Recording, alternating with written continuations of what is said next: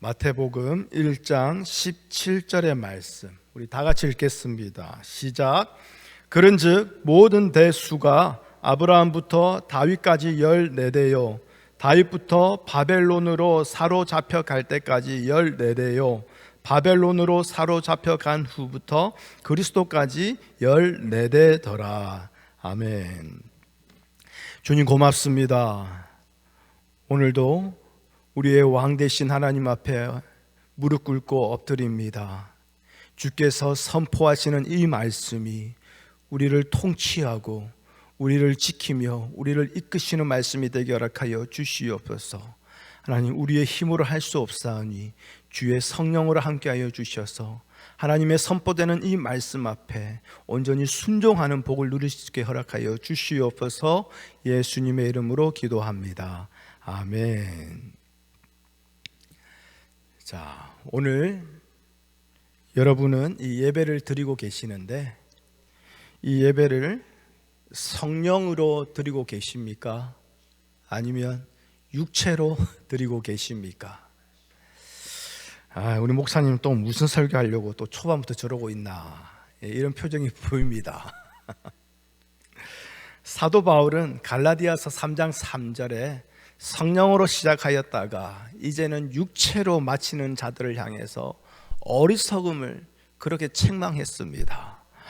자, 성령으로 시작했다가 이제 육체로 마친다라는 거, 이 말은 열심히 교회 다니다가 시험 들어서 이제 교회 안 나온다, 그 얘기 아닙니다. 그렇죠?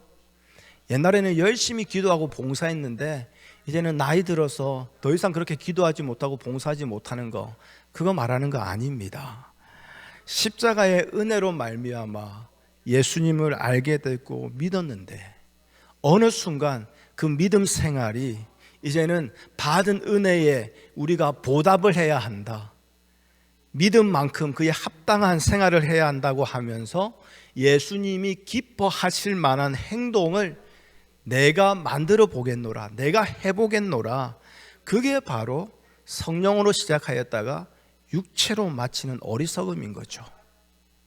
갈라디아서 3장 3절 이 말씀은 믿지 않는 자들에게 한 말이 아니라 갈라디아 교회 성도들에게 한 것이거든요. 교회 안에서 예배 드리는 자들이에요. 교회 안에서 신앙생활 다 하는 자들인데 성령으로 시작하였다가 육체로 마치는 모습이 보여졌던 거죠. 여러분, 이게 결국 뭐냐? 십자가 앞에서 자기 부인과 자기 죽음이 없는 자들이라는 거예요. 그러니 신앙생활, 교회생활 열심히 하면 할수록 신기한 게 더욱 자기의는 살아납니다. 교회생활 열심히 하면 할수록 자기 이름이 높아지고 자기 영광이 드러나는 거, 이거요 포기 못해요. 이거 내려놓지 못합니다. 그러니 결국 바리새인처럼 하나님을 믿어주는 자로서 교회생활, 신앙생활을 할 때가 많다라는 거죠. 우리는요, 하나님께서 하나님의 방식으로 일하셨기 때문에 오늘 예수 믿는 자로 살아가게 된 거예요. 하나님의 방식은 뭡니까? 언약이에요. 약속이에요. 그리고 그 언약의 성취가 곧 하나님의 독생자 예수 그리스도의 죄인의 몸으로 이 땅에 오심과 십자가의 죽으심인 거죠. 이렇게 하나님의 일방적이고 무조건적인 방식으로 하나님은 그 언약을 이루셨고요, 이러한 언약 앞에서 우리는 자기 의를 내세울 수 없다라는 것이 마땅한 것이지요. 오히려 그동안 우리가 의로운 것으로 우리가 잘한다는 걸 여겼던 그 모든 것이 의가 아니라 더러운 것임을 발견할 수밖에 없게 되는 것, 그게 바로 하나님의 언약의 성취라는 이 말이라는 거예요. 왜요? 이 하나님의 언약의 성취라는 말은 결국 모든 것은 하나님이 이루셨다는 그 말이거든요. 자, 그래서 우리는 하나님이 언약하시고 하나님이 그 언약을 이루셨다라는 것에서 하나님의 큰 은혜와 사랑을 볼 수 있어야 되는 거예요. 만약에 인간의 의로움을 보시고 인간의 열심을 보시고 구원해 주시고 복 주시는 인간의 방식, 오늘날 많은 교회들이 가르치고 있는 그 종교의 방식대로 하셨다면 그 누구에게도 생명은 없고 오직 영원한 심판만이 기다리게 되는 건 자명한 사실 아니겠습니까? 그래서 언약의 이루심으로 세상에 세워진 그 십자가는 인간의 모든 행위를 부인하게 하고 오직 예수님의 행위만을 유일한 의로우심으로 믿으며 그 주님만을 바라보게 하는 능력이 되는 것이지요. 이것이 바로 성령으로 예배하는 자요, 이것이 십자가를 바라보는 주님이 찾으시는 주의 백성이라는 거예요. 결국 주의 십자가로 주의 백성을 찾으시는 예수님, 그리하여 주님의 나라를 이러한 주의 백성으로 견고하게 채워서 굳게 세우시기를 원하시는 하나님의 뜻을 위하여서 예수님은 이 땅에 오신 것이지요. 이것을 선포하는 것이 바로 지난주에 함께 봤던 그 말씀입니다. 아브라함과 다윗의 자손 예수 그리스도의 세계라, 예수 그리스도의 계보라. 즉 예수님의 그 족보의 중심은 하나님의 언약이라는 거죠. 그리고 그 하나님의 언약의 세계 안에 있던 그 인간들이 어떤 존재인지를 보여주고 있는 것, 그것이 또한 예수님의 족보라는 거예요. 예수님의 족보 안에 적힌 자들 보십시오. 하나님의 언약의 세계 안에 들어오게 된 자들, 하나같이 온전한 자들은 없습니다. 한마디로 하나님이 구원하실 만한 가치가 있는 자들은 단 한 명도 없었다라는 거예요. 창세기 8장 21절 말씀 한번 보여주시겠어요? 창세기 8장 21절 함께 읽습니다. 시작. 여호와께서 그 향기를 받으시고 그 중심에 이르시되 내가 다시는 사람으로 말미암아 땅을 저주하지 아니하리니 이는 사람의 마음이 계획하는 바가 어려서부터 악함이라 내가 전에 행한 것 같이 모든 생물을 다시 멸하지 아니하리니. 자, 이 말씀은 세상의 악함으로 인해서 하나님께서 물로 세상을 심판하셨습니다. 그런 후에 노아에게 하나님이 말씀하시기를 다시는 사람이 악하다라는 것, 그것 때문에 이 땅을 저주하지 않겠다고 약속하신 하나님의 말씀이에요. 자, 이걸요 다른 방향으로 좀 바꿔서 얘기해 본다면 하나님이 이제는 이 세상에 구원하실 만한 가치 있는 인간은 존재하지 않는다라는 말씀이죠. 그러면 한 가지 궁금해집니다. 사람이 악하다라는 것 때문에 하나님이 저주하지 않으신다면 그러면 마지막 때에 주어질 그 심판의 기준은 무엇이냐 이 말이에요. 그렇지 않습니까? 그게 바로 고린도전서 16장 22절에 바울은 이렇게 얘기합니다. 함께 읽어볼까요? 고린도전서 16장 22절 시작. 만일 누구든지 주를 사랑하지 아니하면 저주를 받을지어다. 우리 주여 오시옵소서. 마라나타. 이거 아닙니까? 기준이 뭐라고요? 바로 주를 사랑하지 않는 것. 그렇다면 주를 사랑한다는 것은 무엇일까요? 제가 자꾸 어쩔 수 없이 야기니와 로이 이야기를 좀 하게 되는데요. 야기니와 로이와 제가 참 이렇게 overall, generally, usually 잘 지냅니다. 근데 한 번씩 이렇게 좀 소리를 좀 이렇게 조금 높일 때가 있어요. 소리를 조금 높이고 마음이 조금 상하고 그러면서 서로 좀 조금 삐질 때가 있어요. 네, 이 말은 많이 그렇다라는 거예요. 그런데 하여튼 그렇게 좀 참 이렇게 서로 좀 터프한 시간을 보내고 난 뒤에 그래도 어때요? 뭐 한 집에 같이 있으니 또 얼굴 보고 또 다시 또 뭐 얘기하고 또 살아야죠. 그러다가 마음이 안 좋아도 그래도 자기 전에 기도하자라는 이 루틴이 있습니다. 그래서 이제 야기는 방에 누워 있고 또 로이는 또 이쪽에 누워 있어요. 그러면 각기 가서 이제 기도하자 하고 기도를 해요. 그러면 야긴이가 특별히 이제 사춘기가 이제 좀 시작되는 거라서 이제 저랑 많이 좀 부딪히거든요. 기도하자 하면 특별히 아빠 그래 기도해요 이러지 않습니다. 마음이 안 좋을 때는 아빠랑 기도하자 하면 오케이. 그러면 이제 그냥 막대기처럼 누워있는 애를 붙잡고 기도를 해요. 처음에 기도 시작할 때 저도 마음이 안 좋거든요. 근데 기도하다 보면 좀 마음이 풀려요. 그리고 난 뒤에 어쩔 수 그럴 때 그래도 어떻게든 뭐 품어줘야 되니까 야긴아 아빠가 사랑해 그렇게 품어줍니다. 그럼 야긴이가 오케이 하거든 그냥 또 눈 감고 자는 척해요. 그리고 로이한테 와서 또 이제 기도해주고 또 해줍니다.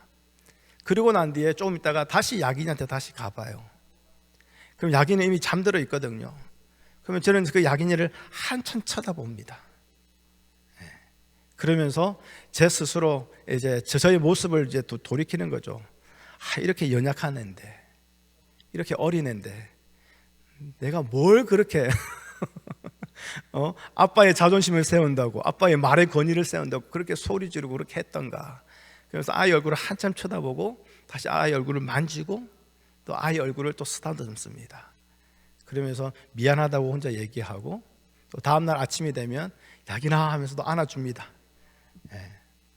여러분 제가 야긴이를 바라보는 거, 로이를 바라보는 거, 그리고 저희 아내가 저 뒤에 있어서 이것도 해야 될 것 같아요. 저희 아내를 바라보는 거 사랑하기 때문 아닙니까? 여러분 사랑하면 바라보잖아요. 사랑하면 보지 말라고 해도 보잖아요. 그러면 주를 사랑한다는 건 뭐겠습니까? 주님을 바라본다라는 거예요.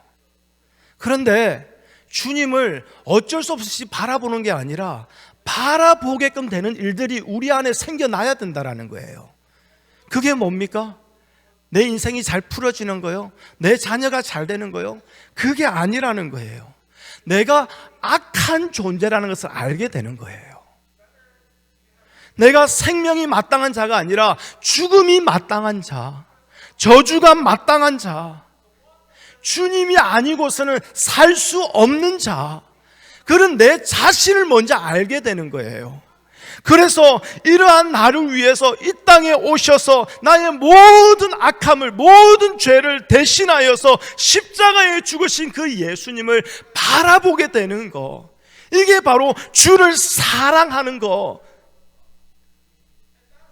이게 바로 기준이라는 거예요. 그리고 예수님의 그 십자가의 의가 오늘 나를 심판에서 건지시는 유일한 능력임을 깨닫게 되니 그 예수님을 사랑하지 않고서는 살 수 없게 되는 거죠. 바로 이 내용이 지금 예수님의 족보에 담겨 있어서 오늘 우리에게 선포되어지고 있는 것이라는 거죠.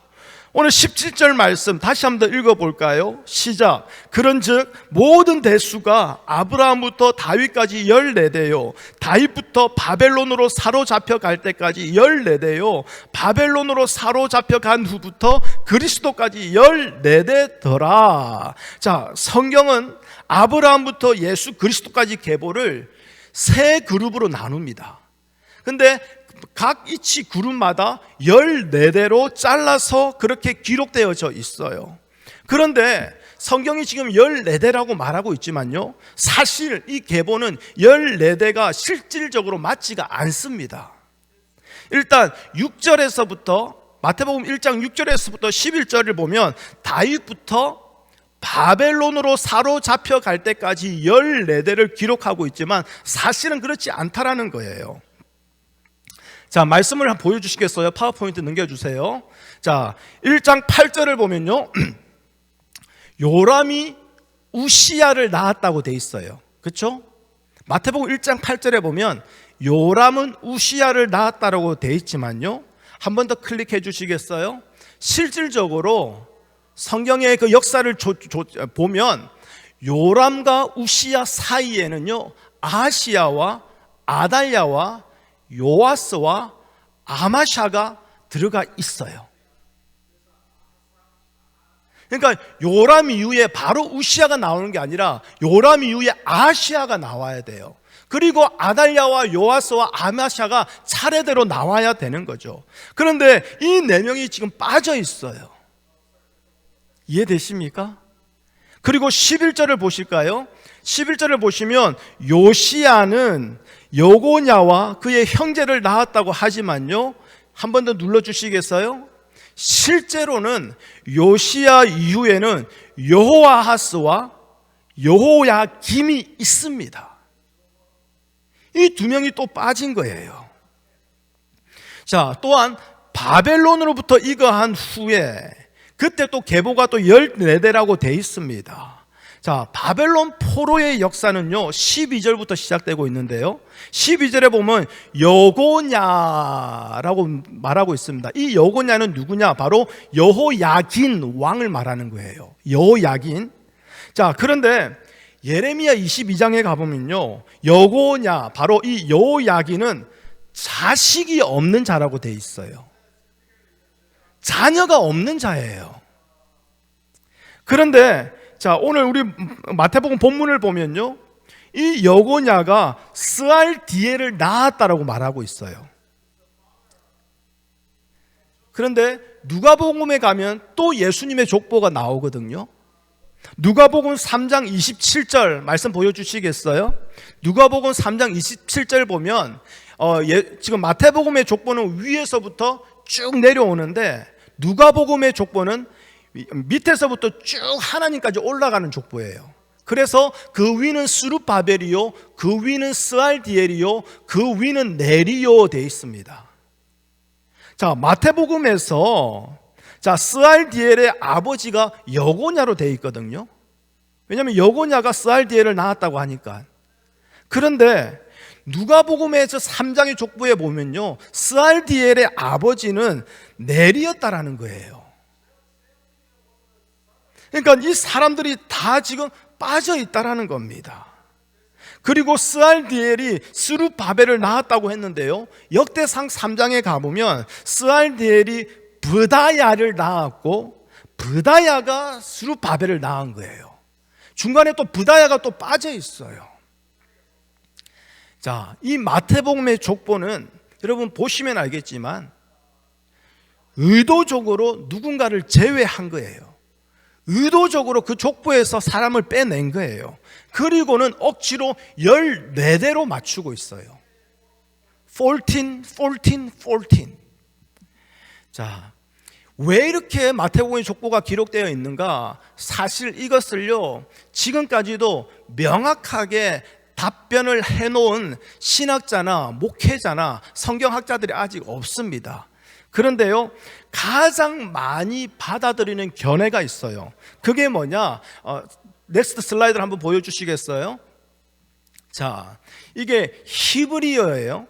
히브리어인데 히브리어로 보면 다윗이란 이름이 저렇게 적습니다. 근데 히브리어는 우리 영어처럼 한국처럼 이렇게 알파벳 숫자가 따로 있지를 않아요. 히브리어 거기 알파벳에 보면 그 기역, 니은, 디어처럼 그런 기역이 숫자 1을 의미하고 니은이 숫자 2를 의미하고 그렇게 히브리어는 숫자를 표기해요. 다음 슬라이드 보여주시겠어요? 자, 여러분 보이십니까? 저게 히브리어 알파벳이에요. 첫 자가 알레프라는 히브리어거든요. 저게 영어 같으면 A예요. 알파벳 A예요. 저게 숫자 1을 의미하는 거예요. 한 번 더 클릭해 주세요. 자, 그러면 다윗이라는 히브리어 단어, 저 히브리어를 보면 달렛이라는 저 알파벳이 숫자 4를 의미하는 거예요. 그리고 바브라는 저 알파벳이 숫자 6을 의미하죠. 다시 달렛. 그래서 4 더하기 6 더하기 4는 14. 이렇게 이제 해석을 하는 거죠. 여러분, 이 해석이 절대적으로 맞다라고 장담할 수는 없어요. 그런데 각 시대의 중심에 다윗을 세우기 위해서 마태복음의 족보는 이렇게 14대로 나누어졌다라고 말하는 거, 이거 우리가 한번 좀 생각해 볼 만한 거예요. 무슨 말이냐? 각 시대의 중심에 다윗이 있다라는 거, 이것은 다윗에게 베풀어진 그 언약이 각 시대 때마다 중심으로 되어 있다라는 거, 그것을 말해주고 있는 거죠. 여러분, 지금 우리가 17절, 마태복음 1장 17절에 읽은 이 세 세대로 나누어진, 이치 세대마다 14대로 있습니다. 이 세 그룹으로 나누어진 이 모든 시대에 지금 다윗이 들어가 있는 거죠. 물론 바벨론으로 사로잡혀간 후부터 예수 그리스도까지에는 직접적인 다윗의 모습은 없습니다. 그런데 예수 그리스도가 다윗의 후손으로 오셨음을 생각한다면 여기 또한 다윗이 존재하고 있는 것이지요. 그리고 이 다윗을 통해서 예수님이 오심이 무엇을 의미하는가, 그걸 나타내고자 하는 것이 바로 이 예수님의 계보이고 14대에 감추어진 의미인 것이지요. 자, 그런데요, 이전에도 제가 한번 말씀을 드렸는데요, 이 17절에서 구분하고 있는 이 세 세대, 그러니까 14대 이렇게 나누어진 이 세 그룹에 보면 한 가지 공통점이 있어요. 그건 뭐냐? 매 시대마다 에게서라는 말이 등장하고 있다는 거예요. 그리고 이 에게서라는 이 말이 여인들에게 사용되어지고 있다는 거예요. 아브라함부터 다윗의 계보, 자, 3절을 보십시오. 마태복음 1장 3절에 보면요, 다말에게서, 5절을 보십시오. 라합에게서, 룻에게서, 그리고 다윗부터 바벨론까지의 계보에는 6절에 보면 우리아의 아내에게서, 그리고 바벨론으로부터 사로잡혀 가서 예수 그리스도까지 이르는 그 계보에 보면 16절 마리아에게서 이렇게 나옵니다. 자, 그럼 이건 무엇을 의미할까요? 자, 제가 앞서 말씀드린 대로 족보에 등장하는 사람들은요, 구원받을 만한 가치가 있어서 적힌 것이 아니에요. 누구도 죄에 대해서 온전한 자들이 아닙니다. 예를 들어서 다윗부터 바벨론에 사로잡혀 갈 때까지 그 이스라엘의 왕들을 보면요, 온전한 왕이라고 할 만한 자가 없습니다. 므낫세 잘 알지 않습니까? 모든 우상이라고 하는 우상은 다 섬겼던 자입니다. 아하스도 별반 다르지 않았습니다. 여전히 우상을 섬기는 자들입니다. 그런데 왜 이런 자들이 예수님의 족보에 들어가 있느냐, 이 말이에요. 만일 이 족보가요, 예수님으로 끝나지 아니하고 16절 야곱은 마리아의 남편 요셉을 낳았으니 여기로 끝난다면요, 이것은 결국 죄인의 족보로 끝나버리는 거예요. 결국 각 시대를 흘러오면서 끊어지지 않던 그 죄로 인해서 멸망을 받을 족보일 뿐인 거였죠. 누가 누구를 낳았던, 누가 어떤 집안에서 어떤 가문에서 누구를 낳았든 상관없이 결국 죄인이 죄인을 낳은 것밖에 되지 않기 때문에 예수님이 오시지 않은 족보는 결국 죄로 인해서 멸망을 받아야 할 족보인 것뿐인 것이지요. 그런데 하나님은 어떤 일을 행하셨습니까? 하나님의 능력으로 죄인의 족보에, 우리 죄인의 인생의 끝자락에 예수님을 세워 놓으셨어요.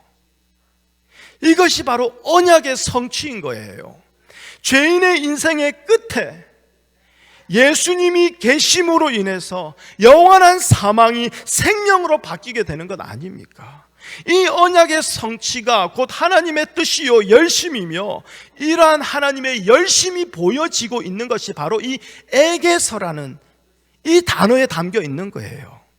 특별히 여러분, 영어 성경을 보면 더 잘 이해되는데요, 한번 보여주시겠어요? 우리 NASB 버전입니다. 거기 보면, 자, 네, 땡큐, 고맙습니다. 자, 저기 마태복음 1장 3절을 제가 예를 들어서 보여줄게요. 유다는 다말에게서 베레스와 세레를 낳고, 에게서 돼 있죠? 그런데 다른 데는 어떻게 됩니까? 베레스는 헤스론을 낳고, 헤스론은 람을 낳고, 계속 그냥 낳고 가요. 그런데 저 여인들에게서만 에게서가 사용돼요. 그래서 영어로 보면 유다죠. 유다는 누구의 누구의 아버지라고요? 베레스와 세라의 아버지인데 바이 타말. 근데 그 다른 버전은, 그 다른 것은 어떻게 됩니까? 그냥 베레스는 헤스론의 아빠다. 헤스론은 람의 아빠다. 그래서 그렇게 족보가 내려가요. 그런데 저기에 바이다마이라는 것은 무슨 말이겠습니까? 정상적으로 흐르는 그 혈통의 흐름을 보면 그냥 누구는 누구를 낳고 누구는 누구를 낳고 누구는 누구를 낳고 이게 맞아요. 그런데 그 정상적으로 흐르는 그 혈통의 흐름 안에 어떤 외부의 힘이 들어오는 거예요. 그게 뭡니까? 누군가에 의해서 그 흐름이 틀어진다라는 거예요. 그 흐름이 다른 곳으로 흘러가게 된다라는 거예요. 다말 누굽니까? 창녀로 변장해서 시아버지와 동침하는 도저히 용납할 수 없는 행위를 저지른 여인입니다. 라합은 누굽니까? 기생입니다. 거기서 끝나지 아니하죠. 동족을 배신한 매국노 같은 여인입니다. 룻은 누굽니까? 이방 여인입니다. 족보에 올라올 그런 자격조차가 안 되는 여인입니다. 우리아의 아내 밧세바, 다윗과 불륜 관계를 맺은 여인 아닙니까? 마리아 어떻습니까? 마리아 역시 정혼한 요셉이라는 그 남자가 있는데 그와 관계하지 아니하고 임신을 한 여자입니다. 하나같이 예수님 얼굴에 먹칠을 할 수 있는 자들 아닙니까? 그런데 이런 자들이 에게서 하나님의 열심과 하나님의 최선을 다해서 예수님의 족보 안에 들어옵니다. 왜 그럴까요? 다말은요, 스스로 창녀보다 더 낮은 자리로 무너질지라도 하나님의 그 약속의 가문을 이어가기 위해서 자기 자녀로 하나님의 약속을 있게 하겠다라는 그 소원과 그 믿음이 있었던 자죠. 라합은 어떻습니까? 창녀입니다. 더러움에 몸을 담고 살아가는 여인이에요. 그리고 민족의 반역자가 되면 그가 목숨을 잃을 수도 있습니다. 그럼에도 불구하고 그는 자기의 목숨을 내어 걸고 정탐꾼을 구해줌으로써 하나님 편을 택한 여인이에요. 룻은 어떻습니까? 우상을 숭배하는 고향 땅에서 그냥 다른 남편 재혼하여서 편안하게 잘 살 수 있었습니다. 그럼에도 불구하고 그 고향을 떠나서 시어머니를 따라 하나님을 믿는 백성에 속하는 그 일에 자기 일생을 걸었던 여인이에요.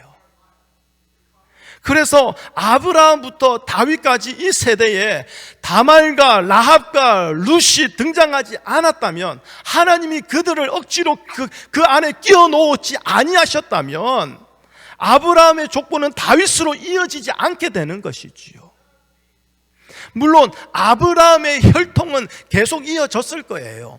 그 육신의 혈통은 계속 이어졌을 겁니다. 또한 다말도 마찬가지입니다.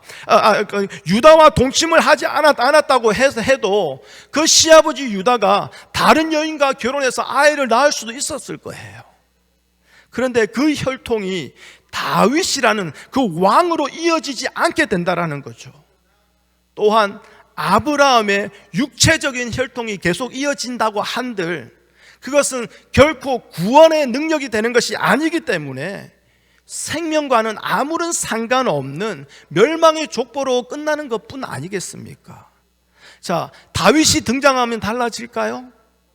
역시 죄인된 인간에게서 아무런 희망이 되지 못하는 것이 다윗입니다.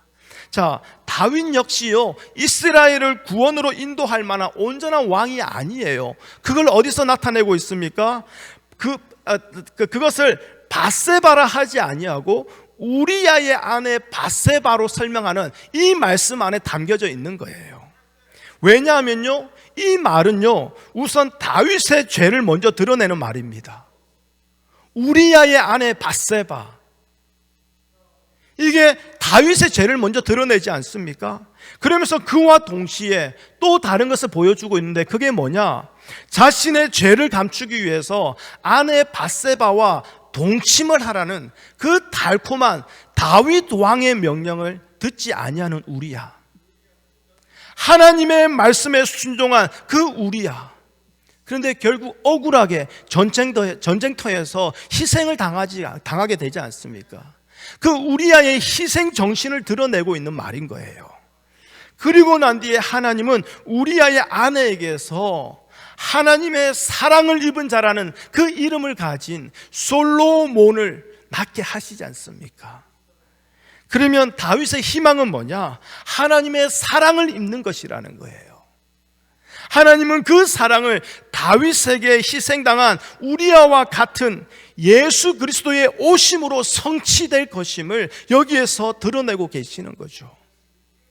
자, 예수님의 계보에 기록된 자들처럼요, 우리도 예수님의 세계 안에 거할 만한 가치가 있는 자들이 아닙니다.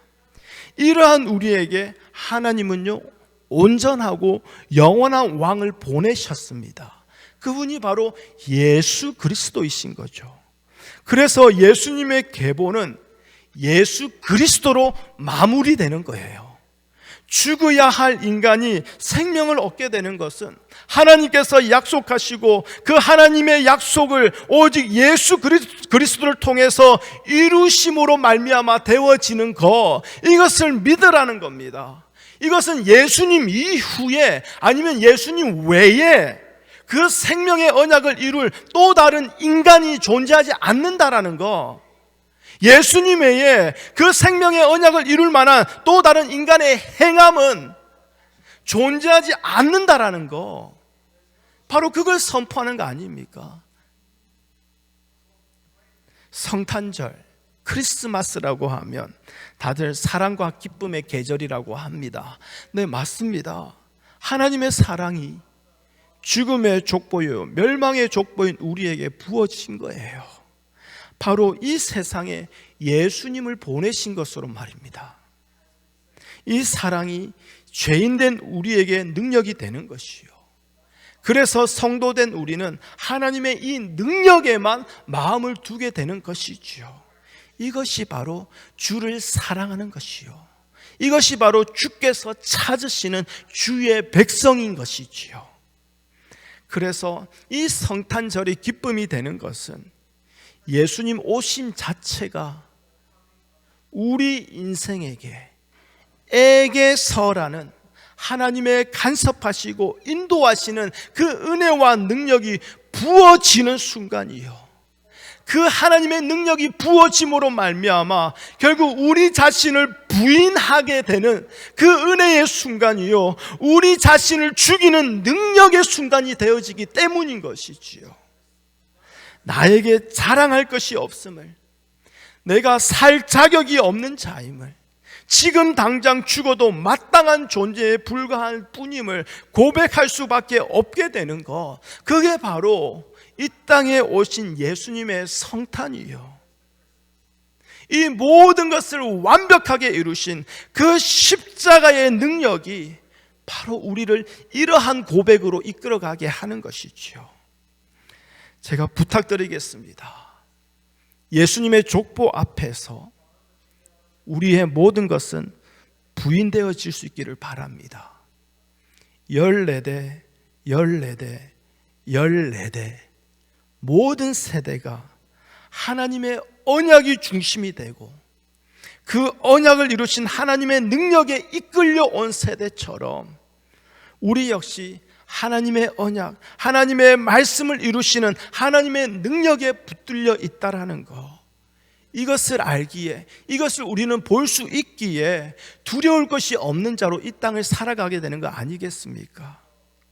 하나님이요, 인간의 계보를 에게서라는 그 하나님의 능력으로, 하나님의 개입하심으로 말미암아 생명으로 틀어놓으신 거예요. 하나님의 약속을 이루는 방향으로 우리를 이끌어 가시는 거예요.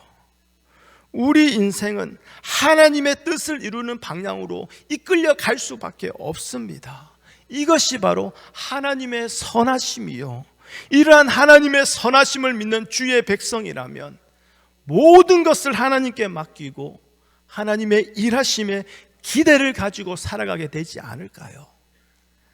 바로 이 기대를 가지고 다가오는 성탄절을 기다리며 맞이하는 것, 그게 바로 참된 믿음의 신앙이라는 거예요. 하나님은 말씀하시고 그 말씀을 한치의 모자람도 없이 완벽하게 이루시는 분이십니다. 그래서 하나님은 전지전능하신 분인 거예요.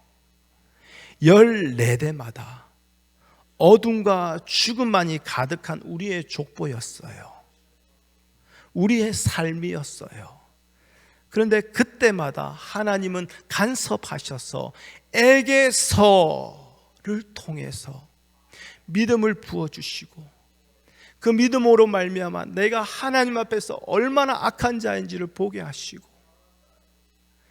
그러한 나를 그 에게서의 끝자락에 서 있는 결국 예수 그리스도께로 마음을 돌리게 하시고 눈을 돌리게 하시는 하나님, 그 하나님의 사랑이 이 성탄에 우리에게 더욱더 분명하게 보여지고 있다는 것이지요.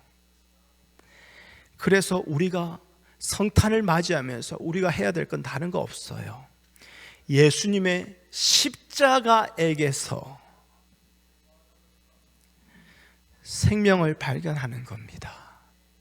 십자가에게서 그 생명을 누리는 자로 살아가는 겁니다. 이것은요, 이미 창세전에 영원한 왕을 보내시겠다고 약속하신 것을 오늘 우리의 삶에 이루시는 하나님의 능력입니다.